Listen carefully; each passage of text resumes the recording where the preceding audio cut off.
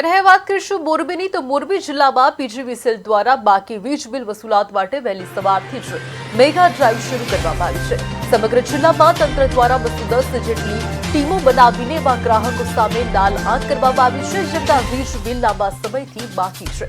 અત્યાર સુધીની કાર્યવાહીમાં જિલ્લાભરમાંથી અંદાજે 300 જેટલા વીજ કનેક્શન કાપી નાખવામાં આવ્યા છે, જેના કારણે બાકીદારોમાં ફફડાટ ફેલાયો છે। પીજીવીસીએલના અધિકારીઓના જણાવ્યા અનુસાર આ કડક ઝુંબેશ આજે સાંજ સુધી સતત ચાલુ રાખવામાં આવશે। તંત્રની આ મેગા ડ્રાઈવના પગલે વીજ બિલ ભરવા માટે ગ્રાહકોની લાંબી લાઈનો પણ જોવા મળી રહી છે।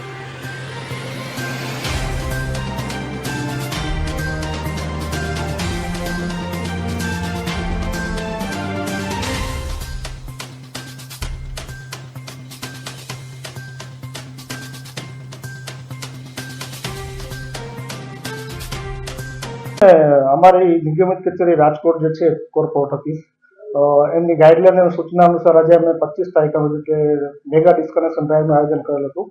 એ મેગા ડિસ્કનેક્શન ડ્રાઈવમાં અમે સવારે 210 જેટલી ટીમ આખા જિલ્લામાં રિકવરી અને ડિસ્કનેક્શન માટે અમે રવાના કરી છે ટૂંકમાં। અને એમાં અમે છે ને 5250 કનેક્શન જેવા પુટઅપ કર્યા છે, જેની અંદાજિત રકમ જે 6 કરોડ રૂપિયા જેવી થાય છે।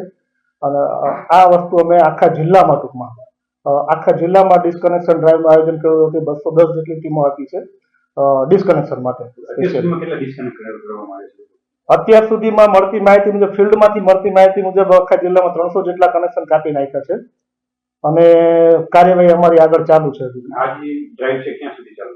આ સાંજ સુધી ચાલશે ડ્રાઈવ અને ફર્ધર અમારી ડિસ્કનેક્શનની એક્ટિવિટી 31 માર્ચ સુધી ચાલુ જ રહેશે। આજે તો જે મેગા ડિસ્કનેક્શન ડ્રાઈવ કોર્પોરેટનું આયોજન હતું ને, એ પ્રમાણે અમારી નિગમિત કચેરી રાજકોટ જે છે કોર્પોરેટ ઓફિસ